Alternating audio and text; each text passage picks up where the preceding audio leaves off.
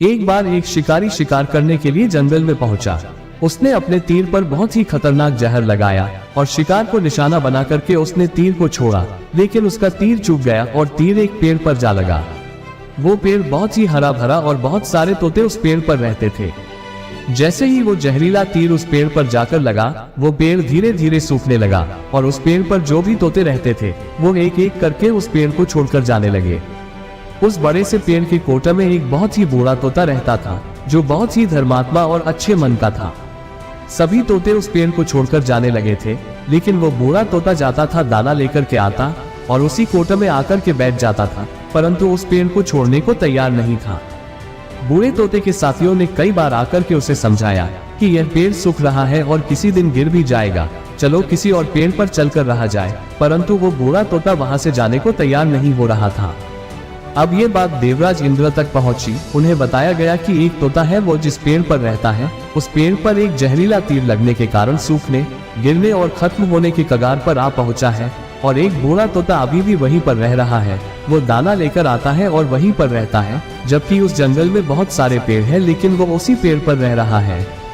देवराज इंद्र प्रकट हुए और उस बूढ़े तोते से कहने लगे कि आप बहुत धर्मात्मा है, बहुत ही अच्छे मन के हैं, लेकिन आप इस पेड़ को छोड़कर किसी और पेड़ पर चले जाइए, क्योंकि यह पेड़ कुछ ही दिनों में गिर जाएगा।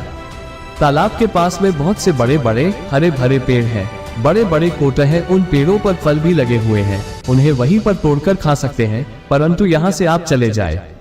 तोता बोला, माफ कीजिएगा, इस पेड़ ने मुझे जीवन दिया है, शिकारियों से मेरी रक्षा की है, हर मौसम में मेरे साथ रहा है, ये कोटा मेरा घर है, यहाँ मैं पला बड़ा हूँ, इस पेड़ को मैं छोड़कर कैसे जा सकता हूँ?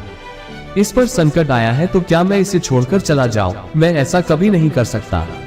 देवराज इंद्र तोते के इस बात से बहुत ही प्रसन्न हुए। उन्होंने तोते से कहा, मैं आपके इस बात से बहुत ही खुश हूँ, मांगो जो आपको मांगना हो।